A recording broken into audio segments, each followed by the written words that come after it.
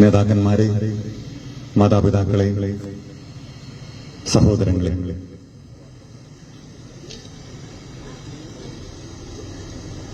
ഒരു തെറ്റും ചെയ്യാത്ത കന്യാസ്ത്രീമാരെ എന്തിന് ജയിലിലടച്ചുവെന്നാണ് ചോദിച്ചുകൊണ്ടിരിക്കുന്നത്. പക്ഷെ അവർ ചില തെറ്റുകൾ ചെയ്തു. അവർ ചില തെറ്റുകൾ ചെയ്തിട്ടുണ്ട്. ആർക്കും വേണ്ടാതെ തെരുവിൽ ഉപേക്ഷിക്കപ്പെട്ട കുഞ്ഞുങ്ങളെ അവർ വാരിയെടുത്ത് നെഞ്ചോട് ചേർത്ത് പിടിച്ചു. ആർക്കും വേണ്ടാതെ ഉപേക്ഷിക്കപ്പെട്ട വൃദ്ധ മാതാപിതാക്കളെ അവർ കൊണ്ടുപോയി ശുശ്രൂഷിച്ചു. തെറ്റാണ്.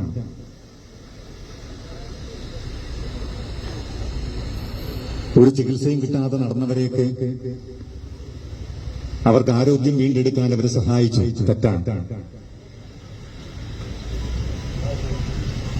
അക്ഷരമറിയാത്തവരെ അക്ഷരം പഠിപ്പിച്ചു. തെറ്റാണ്.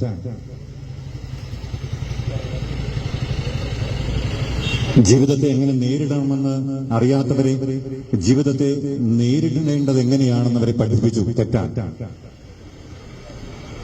പല തെറ്റുകൾ ചെയ്തതിന്റെ പേരിലാണ് അവരെ ജയിലിലടച്ചിരിക്കുന്നത്.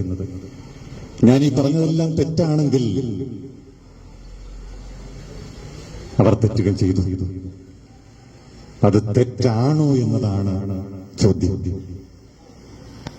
ആരുമില്ലാത്ത ഒരു കുഞ്ഞിനെ ചേർത്ത് പിടിക്കുന്നത് തെറ്റാണോ? തെരുവിൽ ഉപേക്ഷിക്കപ്പെട്ട മാതാപിതാക്കളെ വാരിയെടുക്കുന്നത് തെറ്റാണോ? കുഞ്ഞുങ്ങളെ അക്ഷരം പഠിപ്പിക്കുന്നത് തെറ്റാണോ? രോഗികൾക്ക് സൗഖ്യം നൽകാൻ ശ്രമിക്കുന്നത് തെറ്റാണോ? അങ്ങനെയെങ്കിൽ നമ്മുടെ രാജ്യം എങ്ങനെ മുന്നോട്ട് പോകും? നമ്മുടെ ഈ നാട്, ഈ പുത്തൻകാവ് അമ്പലവും ഈ ദേവാലയവും തമ്മിൽ എത്ര സൗഹൃദത്തിലാണ് നമ്മൾ ജീവിക്കുന്നത്. ഈ അമ്പലത്തെ ഉത്സവത്തിന് നമ്മൾ വന്ന് പങ്കെടുത്തു. ഞാൻ പങ്കെടുത്തു. ഈ പള്ളിയിലെ തിരുനാളിന് നമ്മൾ അവരെ ക്ഷണിച്ചു. അവർ വന്ന് പങ്കെടുത്തു. ഒരു ക്രിസ്തുമസ് വരുമ്പോൾ നമ്മൾ കേക്കുമായി അവരെ കാണാൻ ചെന്നു. അവിടെ ഒരുമിച്ചിരുന്ന് കേക്ക് മുറിച്ചു. ഒരു ഹൈന്ദവ സഹോദരന്റെ കിഡ്നി മാറ്റി വയ്ക്കൽ ശസ്ത്രക്രിയയ്ക്ക് വേണ്ടി നമ്മൾ എത്രയോ ലക്ഷങ്ങൾ ഒരുമിച്ച് പിരിച്ചെടുത്തു. സ്നേഹത്തിന്റെയും സൗഹൃദത്തിന്റെയും അന്തരീക്ഷം തകർക്കുന്നവരെ തളയ്ക്കുകയാണ് വേണ്ടത്.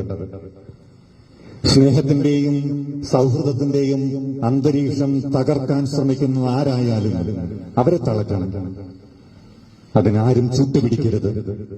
അത് നമ്മുടെ നാടിന്റെ ആണെങ്കിലും നമ്മുടെ ദേശത്തിന്റെ ആണെങ്കിലും നമ്മുടെ രാജ്യത്തിന്റെ ആണെങ്കിലും ഓരോ ഇടത്തും അതിന് പോന്നവരുണ്ട്, ഭരണാധികാരികളുണ്ട്.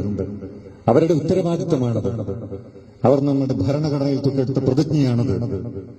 ഭീതിയോ പ്രീതിയോ പക്ഷഭേദമോ ഇല്ലാതെ എല്ലാവർക്കും നീതി നടപ്പാക്കി കൊടുക്കാമെന്ന് അവരെടുത്ത പ്രതിജ്ഞയാണത്.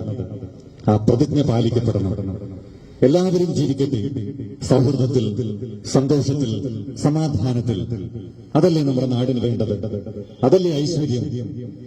സമാധാനം വേണമെന്ന് വാക്കുകൊണ്ട് പറഞ്ഞാൽ മാത്രം പോരല്ലോ. നമ്മുടെ പ്രവർത്തികളിലൂടെ അത് സംജാതമാക്കാനുള്ള ഉത്തരവാദിത്വം കൂടി നമുക്കില്ലേ. അതുകൊണ്ട് ഉത്തരവാദിത്വം കയ്യേറുന്ന ഭരണാധികാരികളോടാണ് നമ്മുടെ ചോദ്യവും അഭ്യർത്ഥനയും. എല്ലാവർക്കും ഒരുപോലെ നീതി നടപ്പാക്കുക. ആരെയും അകാരണമായി ശിക്ഷിക്കാതിരിക്കുക. പാവപ്പെട്ടവരെ ഉദ്ധരിക്കാൻ ശ്രമിക്കുന്നവരെ പ്രോത്സാഹിപ്പിക്കുക. എല്ലാവർക്കും നന്മ വരുത്താൻ ആഗ്രഹിക്കുന്നവർക്ക് വഴി തെളിച്ചു കൊടുക്കുക. കുഞ്ഞുങ്ങളെ ചേർത്ത് പിടിക്കുന്നവരെ പ്രോത്സാഹിപ്പിക്കുക. തെരുവിൽ അലയുന്നവരെ സംരക്ഷിക്കുന്നവർക്ക് വേണ്ട സഹായങ്ങൾ ചെയ്തു കൊടുക്കുക.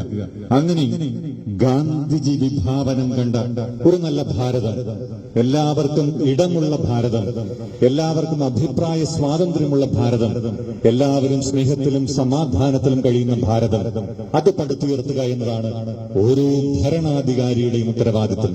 അതിലേക്കാണ് നമ്മുടെ നാട് ഉണരേണ്ടത്. അതിലേക്കാണ് ഉത്തരവാദിത്വമുള്ളവർ ഉണർത്തേണ്ടത്.